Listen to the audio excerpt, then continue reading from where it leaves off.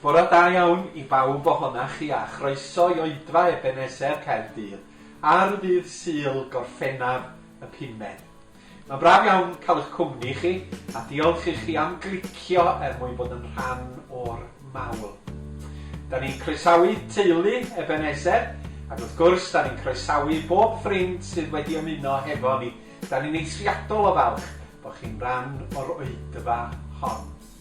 Cyn symud ymlaen, gai gyflwyno 3 o'n aelodau sydd ddim wedi bod yn dda yn ddiweddar.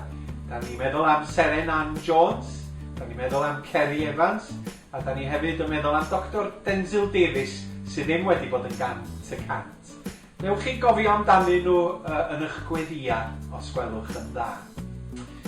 A chyda hynny, dywch i ni gydweddio. I dawel lwybrau gweddi o arglwydd arwain fi, rhag i mi gael fy nhwyllo gan ddim deiarol ddri. Mae munud yn dy gwmni yn newid gwerth y byd, yn agos iawn i feddwl o cadw ni o hyd. Mae munud yn dy gwmni yn newid gwerth y byd, ac arglwydd wrth i ni blygu pen mewn mawl gerdyfron di y bore yma. Da ni gweddio bydd y munudau hyn yn funudau i'w trysori, yn funudau o fod yn dy bresenoldeb, bydd yn newid gwerth y byd. Ac fydda ni yn gwynebu gweddill y dydd, gyda'n teulu yn ein cartrefi, ac unrhyw un arall y dydd yn ei gysylltiad â hwy, gyda dy gariad di yn sylfaen i'r cwbl. Madda yn bod ni'n aml yn gwneud yn hafoliad a'n ffydd grisnogol, yn hunan ganolog ac yn ddyddiol iawn. Yn meddwl mae pwrpas y ffydd ydy'n bodloni a'n diddannu a'n diwallu ni. Ond arglwydd mae'r cwbl dy fwyn di, gogoniant i ti, mwyn dy glodfori di, ac mwyn dod a mwy o bobl i dy ganmol. Da ni diolch am dy gariad, bod cariad yn rhan sylfaenol o dy gymeriad ac o dy fodolaeth, o dragwyddoldeb hyd dragwyddoldeb. Duw, cariad yw, am bod ni drwy Iesu yn cael profi a byw y cariad hwnnw. Mae fy ngharu, rwyf yn gwybod, mae ei eiddo byth wy fi. Mae'n fy ngharu, diolch iddo, prynodd fi ar galfari. A lle bynnag yda ni fel gwylwyr y bore yma arglwydd, da ni am dy ganmol di. Da ni'n cael yn uno drwy yr arglwydd Iesu Grist mewn mawl, oherwydd ti yw'r unig gwir a bywiol ddiw, ac fydd garwn yn awr. Clyw yn gweddi, yn enw Iesu Grist ein harglwydd. Amen. Ac wrth i ni symud ymlaen, da ni am wrando ar ychydig adnodau o lyfr y Datguddiad. Datguddiad 5, adnodau 11 i 14. Yna yn y weledigaeth, clywais sŵn tyrfa enfawr o nghylion, miloedd ar filoedd ohonyn nhw, miliynau. Roedden nhw'n sefyll yn gylch o gwmpas yr orsedd a'r creaduriaid byw a'r arweinwyr ysbrydol, ac yn canu'n uchel, mae'r oen gafodd ei ladd yn deilwng, i dderbyn grym a chyfoeth, doethineb a nerth, anrhydedd, ysblander a mawl. Yna clywais bopeth byw yn y nefoedd ac ar y ddeiar, tan y ddeiar ac ar y môr, y cwbl i gyd yn canu clod ac anrhydedd, gogoniant a nerth, am byth bythoedd, i'r un sy'n eistedd ar yr orsedd ac i'r oen. Amen, meddai'r 4 creadur byw, a dyma'r arweinwyr ysbrydol yn syrthio i lawr ar eu hwynebau i addoli.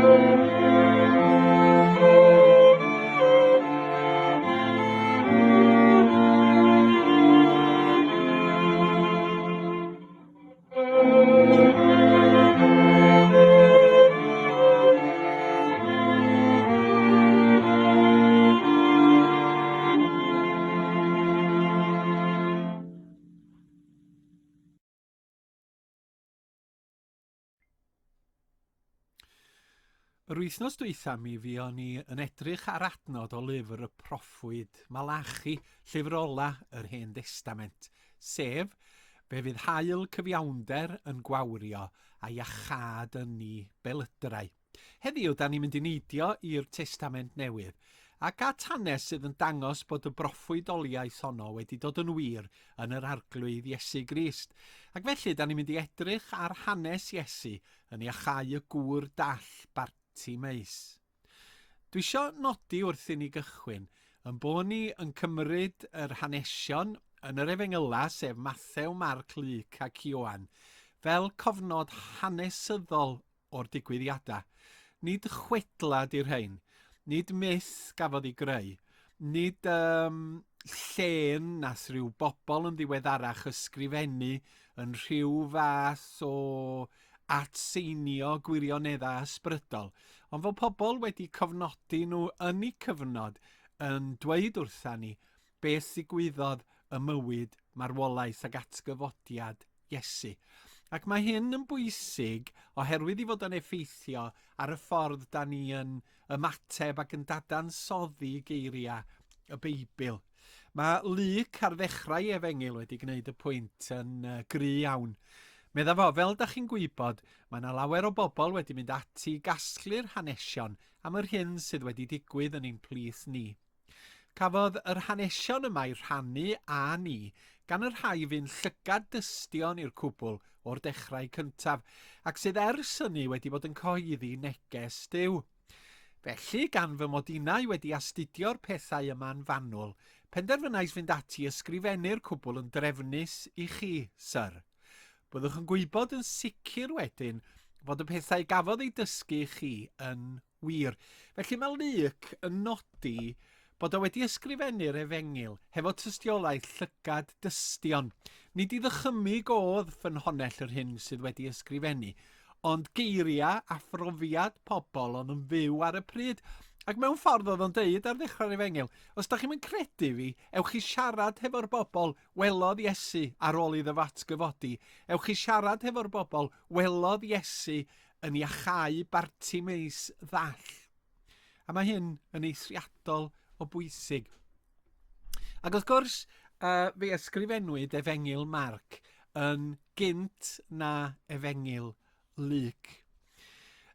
Mae'r Efengylau hefyd wedi cael ei ysgrifennu gyda rhywbeth arbennig yn ei meddyliau i gyflwyno Iesu Grist i ni.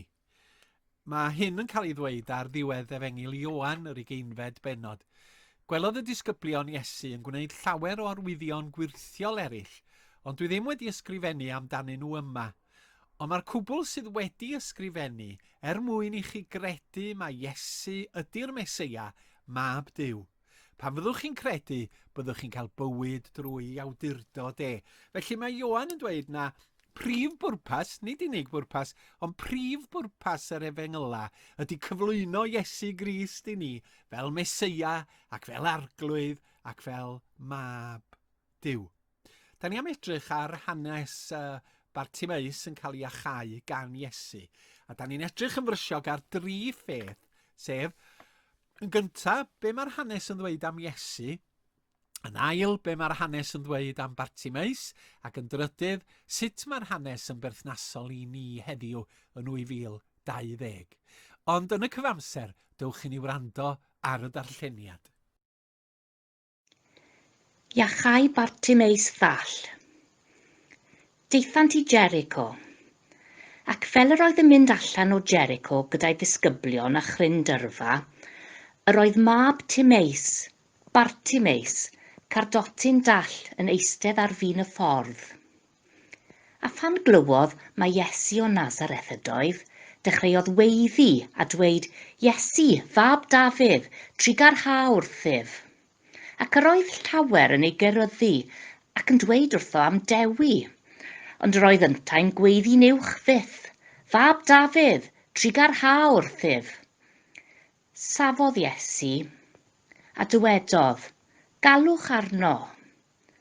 A dyma hwy'n galw ar y dyn dall a dweud wrtho, cod dy galon a saf ar dy drad, a mae'n galw arnat. Taflodd yntau ei fantell oddi arno, llamodd ar ei drad a daeth at Iesu. Cyfarchodd Iesu ef a dweud, beth yr wyt ti am i mi ei wneud i ti? Ac meddai'r dyn dall wrtho, Rabwni, y mae arnaf eisiau cael fy ngolwg yn ôl. Dywedodd Iesu wrtho, dos, y mae dy ffydd wedi dy iachau di. A chafodd ei olwg yn ôl yn y fan, a dechreuodd ei ganlyn ef ar hyd y ffordd. Y cwestiwn cyntaf da ni'n mynd i ymdrin â fo ydy beth mae'r hanes yma yn ei ddweud am Iesu. Mae gymaint o bethau, ond gai awgrymu hyn. Mae'n dangos fod Iesu yn drigarog ac yn llawn trigaredd. Da ni'n gweld hyn drwy gyfnod i fywyd ar y ddaear. Mae o'n gweld pobl mewn angen, mewn tristwch, mewn salwch. A mae o yn ymateb i'r angen mae o yn ei weld, yn llawn gras a heilioni. Ac felly yn y fan yma gyda Bartimeus, mae Bartimeus yn gweiddi fab Dafydd trigar ha wrthyf. A mae rhai o'i ffrindiau fo neu'r bobl yn y dorf o gwmpas yn dweud, cau dy geg, di o ddim eisiau gwrando arna ti, na gwneud dim byd hefo ti. Ond mae Iesu'n clywed cri y dyn yma yn ei angen ac yn trigarhau yn ei gariad. Ac un fel hyn ydy Duw, nid Duw calad llym ydy o. Yn Salm 86, da ni'n cael y geiriau yma, o Dduw, mae yna bobl hirllig wedi troi yn ferbyn ni. Mae yna griw creulon am fy lladd i. Does dim bwys ganddyn nhw amdana ti, ond rwy ti o arglwydd mor drigarog a charedig, rwyt mor am y neddgar, mae dy hilioni a dy ffyddlondeb di yn anhygoel. Yr ail beth da ni yn gweld yn yr arglwydd Iesu yn y fan yma ydy'r ffaith i fod o yn barod i wasanaethu yr un sydd mewn angen. Mae'n mynd allan o'i ffordd, mae o'n stopio, mae o'n mynd ato fo, yn siarad hefo fo, yn gofyn beth sy'n bod ac yn ymateb i angen Bartimeus. A mae o'n gwasanaethu. Ac unwaith eto, mae y ddysgeidiaeth yma mor amlwg yn y Beibl. Fel bod Iesu Grist yn deud, y bobl fawr yn heyrnas Dduw ydy'r bobl hynny sydd yn fodlon gwasanaethu pobl eraill. Gwrandwch ar ei eiriau fo'n gynt yn y 10fed bennod o Efengil Marc. Oedd yn siarad efo'r disgyblion yn y fan yma, meddai'r Iesu. Da chi'n gwybod sut mae'r pwysigion sy'n llywodraethu'r cenhedloedd yn ymddwyn. Mae'n wrth i bodd yn dangos ei hawdurdod ac yn ei lordio hi dros bobl. Ond rhaid i chi fod yn wahanol, rhaid i'r sawl sydd am arwain ddysgu, gwasanaethu, a phwy bynnag sydd am fod yn geffyl blaen, fod yn was i bawb. Nes i ddim disgwyl i bobl eraill fy ngwasanaethu i, mai fi yw mab y dyn. Des i, fel gwas, i aberthu fy mywyd mwyn talu'r pris i ryddhau llawer o bobl. A dyma natur fendigedig a rhyfeddol Duw a'r datguddiad ohono fo yn Iesu Grist. Bod Duw yn Iesu yn dod yma i wasanaethu dynoliaeth. A mae'r ffaith mor fendigedig o syfrdanol. Hwn yw ein Duw y brenin clawd. Ac yna'r peth ola ynglyn â'r arglwydd Iesu ydy, da ni gweld yn yr hanes fod yna rhywbeth cwbl unigryw yn Iesu Grist, yn ei ymddygiad ac hefyd yn yr hyn mae o'n gallu gyflawni. Dyma fo'n gofyn i Bartimeus, be wyt ti'n ei ddymuno? A dyma Bartimeus yn crefu arno fo. Swn i licio cael yng ngolwg yn ôl. A dyma Iesu'n edrych i fyw i lygaid ac yn dweud, Bartimeus, mae dy ffydd wedi dy iachau, ac fe gafodd i olwg yn ôl. Hynny yw, mi oedd gan Iesu Grist ddoniau goruwch naturiol. Oedd o'n berson o gig a gwaed, ond oedd o wahanol iawn i bobl gyffredin fel chi a fi. Mi oedd o'n gallu cyflawni gwirthia. A mae hyn trwy'r adag yn pwyntio at y ffaith fod deddfau natur a bywydeg a chemeg a ffiseg o dan lywodraeth Iesu Grist, oherwydd mi oedd e hefyd yn fab Duw ac yn ddwyfol. Yr ail gwestiwn da ni'n mynd i ofyn ydy, beth mae'r hanes yn ei ddweud am Bartimeus? Yn y fan yma, da ni'n gweld person mewn angen dirfawr, mewn sefyllfa fregus. Mae o fwy na thebyg cardota ar ymyl y ffordd, a pobl o'i gwmpas o fwy na thebyg yn ddigon dirmygus ohono fo. Doedd o ddim yn gallu gweithio i gynnal ei deulu. Mae siŵr i ddeud y gwir bod o'n faich ar ei deulu ac mewn angen dirfawr. Roedd bywyd yn galad i Bartimeus ac yn ymddangos yn anheg iawn. Ac eto, dyma'r Iesu yn aros, yn gwrando arno fo ac yn ymateb i'w angen. A chi gweld, does na neb sydd mewn sefyllfa rhy wael i Iesu drigarhau, Iesu i helpu ac i Iesu newid y sefyllfa honno.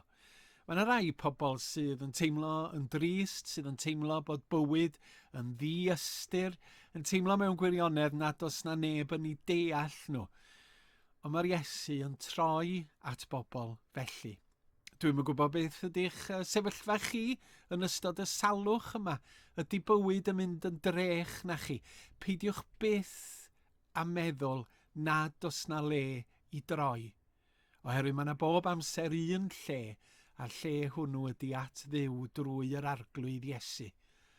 Mae o'n barod i drigarhau, mae o'n barod i wrando ar yn cri, a mae o'n barod i ddod a iachad a newid i'ch bywyda. Beth arall am Bartimeus oedd fod o wedi galw ar yr Iesu ynde. Oedd o ddim wedi aros yn dawel wrth i'r arglwydd gerdded heibio, ond mi oedd o wedi gweiddi arno fo. A gweithio mewn sefyllfaoedd mae pobl angen galw ar yr arglwydd Iesu, a fydd o byth yn anwybyddu, mi fydd o yn ymateb. Mi oedd Bartimeus yn ddall, mi oedd o yn sal, a mae geiriau Rhys Nicholas yn dod i'r meddwl yn y pennill honno, da ni'n ganu bant y fedwen, lle roeddwn gynt yn ddall, rwy'n gweld y nawr. Fe iachawyd Bartimeus o'i ddallineb, fel i fod o'n gallu gweld. A'r un cyntaf welodd Bartimeus, oedd Iesu Grist ei hun, yr un oedd wedi trigarhau wrtho fo. Efallai nad ydy Iesu yn mynd i'n iachau ni yn gorfforol, ond mae o'n dod â iachad i ni mewn ffordd arbennig iawn. Dod â iachad i'n heneidia ni, fel yn bod ni'n gallu byw mewn perthynas â Duw. Dod â iachad i'n meddwl ac i'n hysbryd ni, fel yn bod ni'n gallu byw bywyd cyflawn. Ac yna mae yna frawddeg bach reit ar y diwedd y stori, sydd yn awgrymog. Yna dywedodd Iesu, dos am i ti gredu rwy ti wedi dy iachau. Yn sydyn, roedd y dyn yn gweld, a dyma'r geiriau, a dilynodd Iesu ar hyd y ffordd.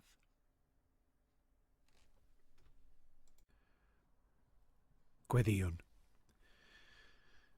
O Dduw ein tad mawr a thragwyddol, rhyfeddol mewn gogoniant yr hwn sydd ar nef yn orsedd iddo, a'r ddeiar yn droedfaen ciw draed. Plygwn gerdyfron ar y sul hwn mewn mawl a pharchedig ofn. Plygwn yn penna ger brond o goniant, a chydna byddwn dyfawredd di derfyn di. Ac wrth wneud hynny, da ni'n dod yn ymwybodol iawn o'n meidroldeb a'n bychander ni yn hunan. Pwy yda ni arglwydd i dy gyfarch? Pwy yda ni fod yn dy bresenoldeb di y Duw byw? Rwy ti yn berffaith, rwy ti yn lanach dylygaid nag y gellu edrych ar ddrwg. Ac eto dyma ni yn dod i siarad hefo ti ac i dyfoliannu. Dyma ni'n cael mynediad ata ti dy bresenoldeb sanctaidd, a mae hyn yn ryfeddod parhaus i bawb ohona ni. A diolch i ti mae ti sydd wedi trefnu hyn yn danwyl fab yr arglwydd Iesu Grist. Mae drws agored trwyddo ef i mewn i'r nef i ni. Da ni diolch i ti am y newyddion da yn Iesu sydd yn cymodi ni a thi dy hun ac sydd ar gallu i'n cymodi ni fel dynoliaeth ac fel dynolryw. Diolch am y llawenydd di-gymysg sydd yn nghlwm yn yr arglwydd Iesu. Derbyn yn diolch y bore yma am yr aberth mawr ar y groes dros yn pechoda ni ac am fuddugoliaeth dragwyddol yr atgyfodiad ar y trydydd dydd. Fel Cristnogion, neu di yn sancteiddio ni i fod yn debycach i'r Iesu ac neu di yn cymhwyso ni i her ein hoes fel yn bod ni yn cyflawni dy waith di. Bendithiad eglwys ar hyd a lled y byd. Bendithiad eglwys yma yng Nghymru a defnyddia ni fel cyfrynga i haid y ras a dy gyfiawnder a dy lawenydd wrth ein cyd ddinasyddion. Fe weddiwn dros yr rhai hynny sydd yn hen ac yn fregus ac yn sal ac yn isel i hysbryd o fewn yn heglwysi. Da ni'n cofio am yn teuluoedd, da ni'n cofio am yr rhai hynny sydd yn gwynebu profedigaeth a dyddiau anodd. A da ni'n bwrw rhwyd ein gweddi yn fwy eang. Da ni'n cofio am y byd ac am yr anghennus, am y tlodion sydd ar hyn o bryd yn brwydro yn erbyn yr haint difrifol yma, ond heb adnoddau gwasanaeth iechyd i'w cynorthwyo. Cyflwynwn wasanaethwyr o fewn i'n cymunedau. Fe gyflwynwn yr ysgolion, yr athrawon a'r disgyblion wrth iddyn nhw ailgydio. Fe weddiwn dros y myfyrwyr y mae'r haint ar ynysu yma wedi drysu ei cynlluniau. Fe weddiwn dros arweinyddion gwleidyddol yn gwledydd y byddan nhw'n cael doethineb i ymdopi ac i ymateb yn ddoeth i'r hyn sydd yn digwydd. Ac hefyd, Dad, fe weddiwn dros weinidogion yr Efengil a dros weithwyr Cristnogol ym mhob man. Gofynnwn hyn yn enw Iesu Grist. Amen.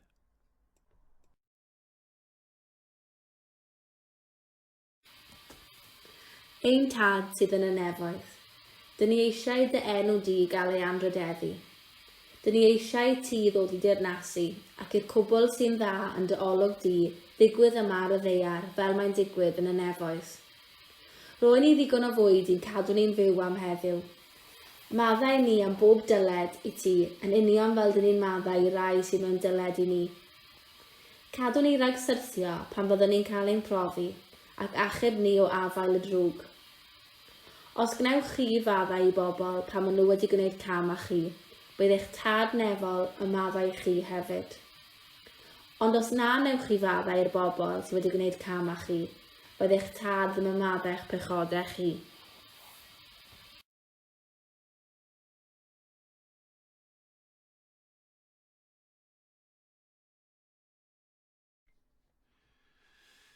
Y cwestiwn ola heddiw ydy be mae'r hanes yn ei ddweud wrtha ni heddiw fel Cristnogion Cymraeg yng nghanol y lockdown yn 2020. Dwi'm yn gwybod lle ydych chi'n sefyll o ran ffydd yn Iesu Grist, ond mae'r hanes yma yn ein herio ni i ystyried pwy ydy Iesu Grist. Pam i fod o wedi cael y fath y ddylanwad dros 2000 o flynyddoedd?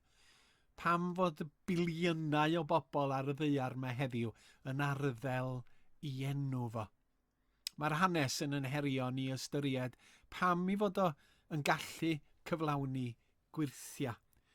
Ydan ni'n credu o ddifri ynddo fo fel arglwydd, fel gwaredwr. Ydan ni'n ei ryw fath o'i ddilyn o a'i edmygu fo o hirbell neu falle'n hoffi y traddodiad Cristnogol Cymraeg ac am gadw pethau i fynd tra byddwn ni. Wel, thal hynny ddim, oherwydd mae Iesu'n gofyn i ni i roi yn ffydd ynddo fo fel mab Duw. i gredu ynddo fo fel gwaredwr unigryw, credu ni farw aberthol drosta ni a'i atgyfodiad. A thrwy ni roi'n ffydd ynddo fo, mae o'n cynnig iachad i ni, bywyd newydd a bywyd tragwyddol. Ac fel Cristnogion, mae'r hanes yma'n yn herio ni yn fawr iawn i ystyried beth sydd yn bwysig i ni. Oherwydd mae'r Iesu yn dweud a thrwy esiampl yn dangos fod gwasanaethu eraill yn holl bwysig. Mae'n rhan o deyrnas Dduw, mae'n rhan o'r newyddion da o lawenydd mawr. Y bobl fawr yn heyrnas Dduw ydy'r rhai hynny sy'n gwasanaethu pobl eraill. Ydy pobl o fewn yn cymunedau, trefi dinasoedd ni yn gallu edrych ar yr eglwys Gristnogol a gweld yn bod ni'n bobl ostynedig a thrigarog sydd yn barod i wasanaethu eraill. Faint o wahaniaeth yda ni yn ei wneud o fewn i'n cymunedau ni yn hunan drwy ddangos cariad Duw yn ymarferol i bobl fregus ac anghennus a sâl yn cymdeithas. Ac wrth gwrs, mae Iesu'n yn Iachau ni o'n dallineb ysbrydol ac yn agor yn llygaid ni weld cariad a thrigaredd Duw. Ac mae o'n galw ni i ddilyn mwyn i enw. Amen.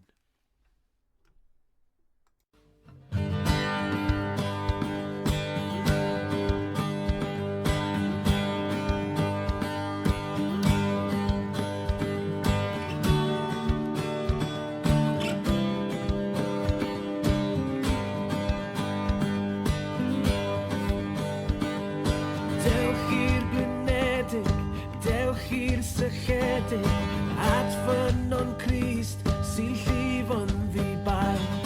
Y fwch ddŵr bywio i ddydd dim syched mwy. Dewch bech a diriad, rofwch dosturi, cewch eich bodloni pan ddwch at ei fwrdd. Rofwch ddaioni, cewch bywyd trwyddo fo.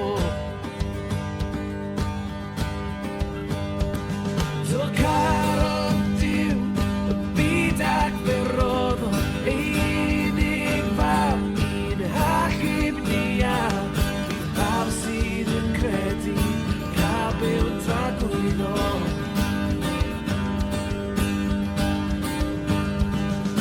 Dewch a'ch meddianna, dewch a'ch pechoda, gosod y cwbl wrth droed y groes. Yno mae Iesu yn breichiau ar led. Gwel ei breichiau ar led. Do carodd Duw y byd ac fe roddo ei unig fam achub ni a bydd pawb sydd yn credu cael byw'n tragwyddo.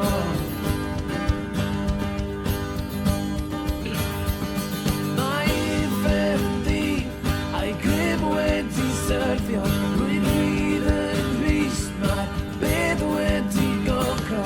Do carodd Duw y byd.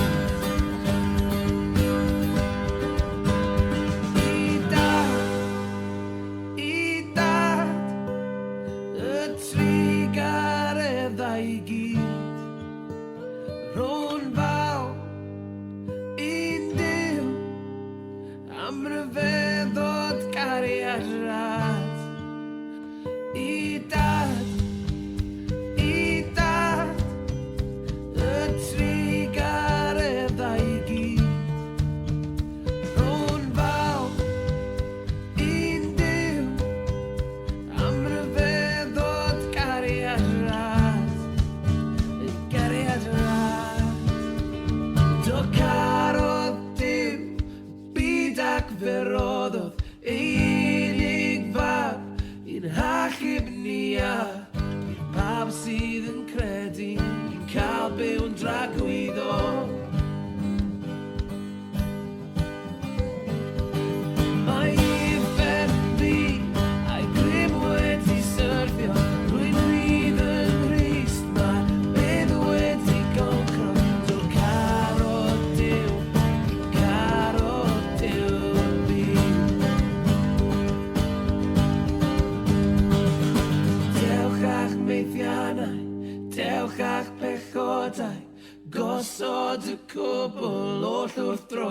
groes. Yno mae Iesu yn freichiau ale.